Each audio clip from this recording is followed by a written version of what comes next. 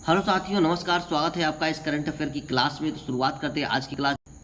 Global pension index 2023 की list में भारत को 45वां स्थान मिला है। क्वेश्चन यहाँ पर बनेगा कि ग्लोबल पेंशन इंडेक्स में 2023 की लिस्ट में भारत को कौन सा स्थान मिला हुआ है।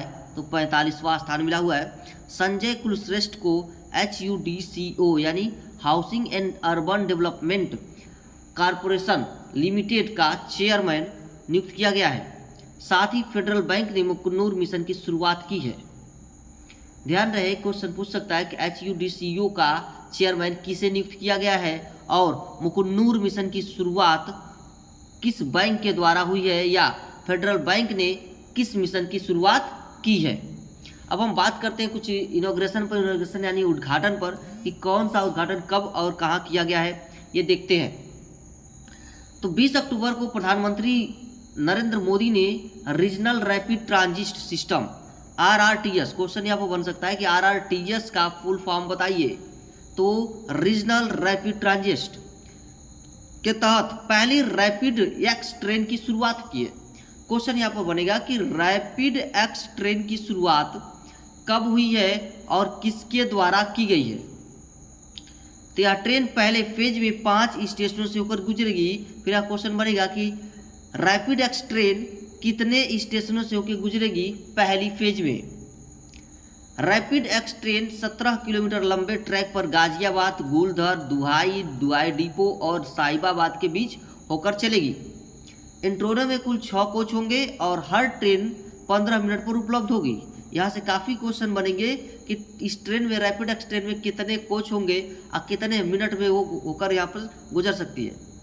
रैपिड एक्स ट्रेन में एक बार में 1700 लोग सफर कर सकेंगे। क्वेश्चन यहाँ से बनेगा कि रैपिड एक्स ट्रेन में एक बार में कितने लोग सफर करेंगे। यह ट्रेन 160 किलोमीटर प्रति घंटा की रफ्तार से 6 बजे से लेकर 11 बजे तक चलेगी। क्वेश्चन यहाँ बनेगा कि रैपिड एक्स ट्रेन की स्पीड कितनी होगी और कितने बजे से लेकर कितने बजे तक चलेगी। दिल्ली गाजियाबाद मेरठ कॉरिडोर की आधारशिला प्रधानमंत्री ने 8 मार्च 2019 को रखी थी। क्वेश्चन यहाँ बनेगा कि दिल्ली गाजियाबाद मेरठ कॉरिडोर की स्थापना कब और किसके द्वारा की गई थी।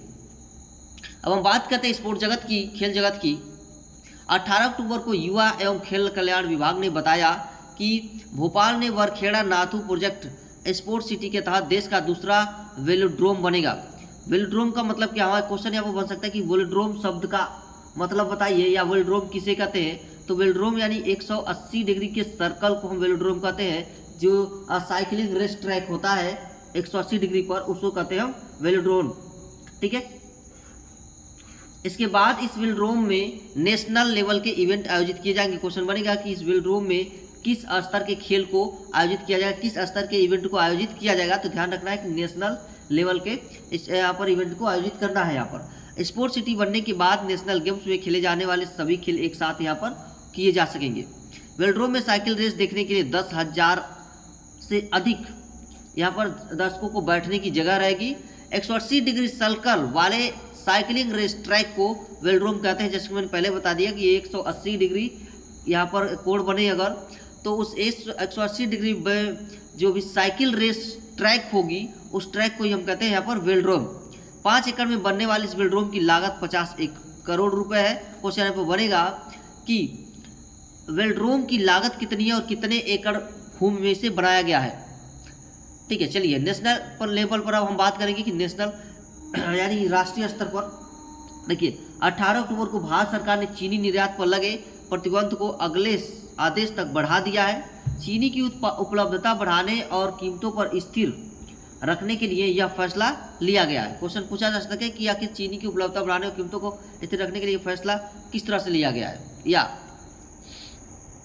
भारत ने 1 जून 2022 से चीनी निर्यात पर प्रतिबंध लगाया हुआ है। क्वेश्चन पूछा जा सकता है कि भारत ने चीनी पर कब से प्रतिबंध लगाया हुआ है, चीनी निर्यात पर। सितंबर 2023 में सरकार ने 6.2 बिलियन मीट्रिक टन चीनी निर्यात करने की मंजूरी दी थी। क्वेश्चन पूछे जा सकता है यहाँ पर कि सितंबर 2023 में भारत सरकार ने कितने मिलियन मीट्रिक टन चीनी को निर्यात करने की मंजूरी दी थी। भारत में चीनी की कीमतें 7 सालों से उच्चतम स्तर पर पहुंच गई है। सरकार ने इससे पहले चावल पर प्रतिबंध और प्याज पर एक्सपोर्ट ड्यूटी लगाई थी। सरकार ने मई 2022 से गेहूं निर्यात पर भी प्रतिबंध लगाया हुआ है। क्वेश्चन यहाँ पर बनेगा कि भारत सरकार ने किस किस अनाज के ऊपर प्रतिबंध लगाया हुआ है? तो यहाँ चावल पर देखिए प्रतिबंध लगाया, और इसके चावल और प्याज पर प्रतिबंध लगाया, और इस पर एक्सपोर्ट ड्यूटी भी लगा दी। दूसरा ये कि गेहूं पर भी यहाँ पर प्रतिबंध लगाया जा चुका है, और चीनी पर भी प्रतिबंध लगाया जा चुका है। तो क्वेश्चन यहाँ पर बन रहा है क्या क्या, कि भारत में किस अनाज पर भारत सरकार ने किस अनाज पर प्रतिबंध लगाया हुआ है, और कहाँ प्रतिबंध, यानी इसको निर्यात करने में प्रतिबंध लगाया हुआ है।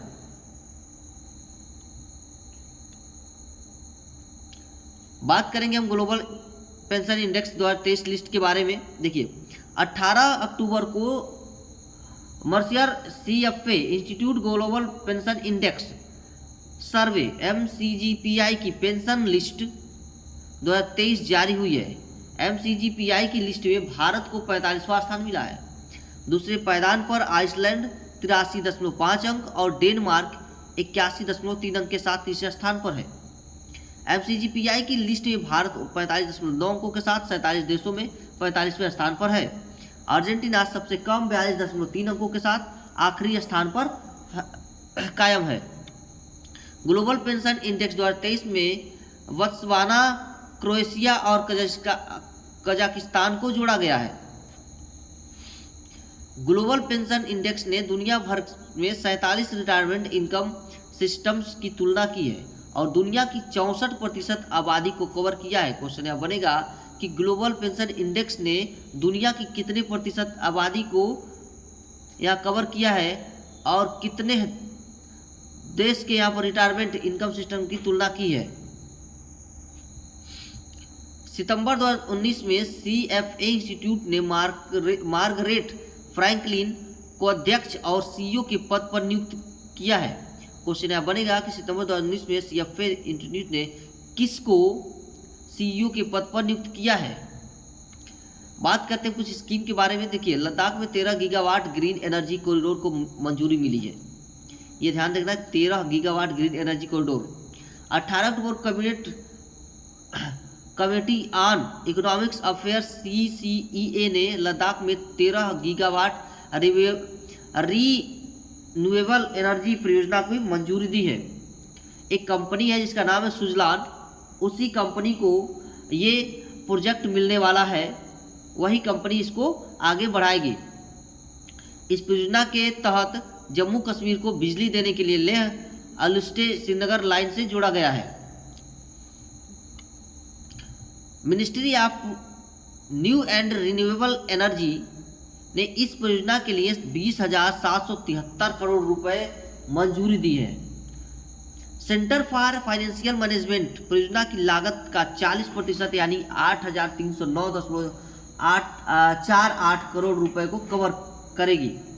Ministry of new and renewable energy के केंद्रीय मंत्री राज कुमार सिंह हैं। क्वेश्चन यहाँ बन जाएगा कि ministry of new and renewable energy का केंद्रीय मंत्री कौन है।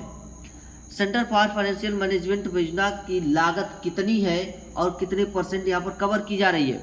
Ministry of new and renewable energy की परियोजना में कितनी लागत को मंजूरी दिया गया है।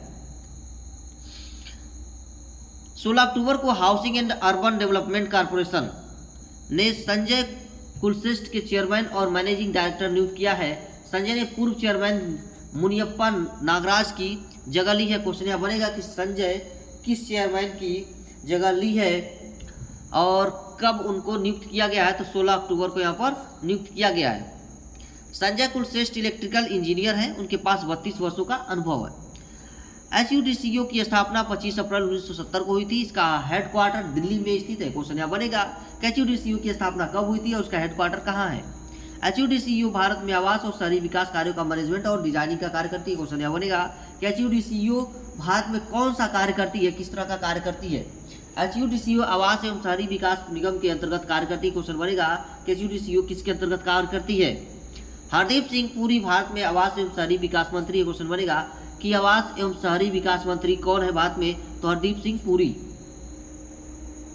डेवलपमेंट की बात करें तो 18 अक्टूबर को फेडरल बैंक लिमिटेड में एर्नाकुलम में मुकुन्नूर गांव के डिजिटलाइजेशन के लिए मुकन्नूर मिशन की शुरुआत हुई, जिससे मैं पहले ही आपको बता चुका है। यह मिशन बैंक के संस्थापक पी हॉर्मिस की 106वीं जयंती पर शुरू की गई है। क्वेश्चन बनेगा कि मिशन यानी बैंक के संस्थापक केपी हॉर्मिस की 106वीं जयंती पर किस मिशन की शुरुआत की गई है। केपी हॉर्मिस का जन्म 18 अक्टूबर 1917 को मुकन्नूर गांव में हुआ था। क्वेश्चन यह बनेगा कि केपी हॉर्मिस का जन्म कब हुआ था और कौन से गांव में हुआ था। फेडरल बैंक में 6 राज्यों में हॉर्मिस मेमोरियल फाउंडेशन स्कॉलरशिप की शुरुआत की है। क्वेश्चन बनेगा यहाँ पर फेडरल बैंक ने किस योजना की शुरुआत की है और कितने राज्यों में शुरुआत की है। फेडरल बैंक ने मैनेजिंग डायरेक्टर और सीईओ श्याम श्रीनिवासन है। क्वेश्चन बनेगा कि फेडरल बैंक के मैनेजिंग डायरेक्टर कौन है और उसके सीईओ कौन है। फेडरल बैंक की स्थापना 23 अप्रैल 1931 को केरल के गांव नेदुमपुरम में हुई थी। फेडरल बैंक की देश भर में 170 ब्रांचेज अभी मौजूद हैं। साल 1947 को आज के ही दिन भारत और चीन के बीच सीमा विवाद को लेकर युद्ध शुरू हुआ था। चीन ने आंध्र प्रदेश के रास्ते भारत में घुसने की कोशिश की थी। 20 अक्टूबर 2015 को भारतीय बल्लेबाज वीरेंद्र सहवाग ने इंटरनेशनल क्रिकेट और इंडियन प्रीमियर लीग IPL से संन्यास लिया था। क्वेश्चन पूछेगा कि वीरेंद्र सहवाग ने संन्यास कब लिया गया था। ध्यान रखिएगा, तो 20 अक्टूबर आज ही के दिन 20 अक्टूबर 2015 को संन्यास लिया था। किससे संन्यास लिया था? तो IPL से संन्यास। कौन संन्यास लिया था? तो सहवाग यानी वीरेंद्र सहवाग ने संन्यास लिया था। 20 अक्टूबर 2011 की लीबिया पर 40 साल तक राज करने वाले तानाशाह मोहम्मद गद्दाफी को गृह युद्ध में मारा गया था। क्वेश्चन यह बनेगा कि मोहम्मद गद्दाफी को कब मारा गया था और कितने साल मोहम्मद गद्दाफी ने राज किया था। 20 अक्टूबर 2002 को दुनिया की सबसे गहरी पाइप लाइन ब्लू स्ट्रीम को तुर्की में खोला गया था। क्वेश्चन यह बनेगा कि दुनिया की सबसे गहरी पाइपलाइन को कब खोला गया था। 20 अक्टूबर 1996 को पहली बार वर्ल्ड ऑस्टियोपोरोसिस डे मनाया गया है। क्वेश्चन यह बनेगा कि वर्ल्ड ऑस्टियोपोरोसिस डे कब मनाया गया था। 20 अक्टूबर 1995 को श्रीलंकाई क्रिकेट टीम ने वेस्टइंडीज को हराकर शारजाह कप अपने नाम किया। क्वेश्चन यह बनेगा श्रीलंकाई क्रिकेट टीम ने किस देश को हरा करके शारजाह टीम को अपने नाम किया, शारजाह कप को अपने नाम किया। 20 अक्टूबर 1973 को ऑस्ट्रेलिया की राजधानी सिडनी में ओपेरा हाउस को पहली बार जनता के लिए खोला गया था। क्वेश्चन बनेगा कि 20 अक्टूबर 1973 को ऑस्ट्रेलिया की राजधानी सिडनी में किसकी शुरुआत हुई थी, ओपेरा हाउस को कब खोला गया था। यह क्वेश्चन बनेगा कि ऑस्ट्रेलिया की राजधानी सिडनी में ओपेरा हाउस को कब खोला गया था और किसके लिए खोला गया था। 20 अक्टूबर 1947 को भारत, अमेरिका और पाकिस्तान ने पहली बार राजनयिक संबंध स्थापित किए थे। 20 अक्टूबर आज ही के दिन 1921 को फ्रांस और तुर्की के बीच अंकारा संधि पर हस्ताक्षर किए गए थे। क्वेश्चन यह बनेगा कि अंकारा संधि के हस्ताक्षर कब हुई थी और किसके बीच हुई थी। 20 अक्टूबर 1774 को कोलकाता भारत की राजधानी बनी थी। क्वेश्चन बनेगा कि कोलकाता भारत की राजधानी कब बनी थी।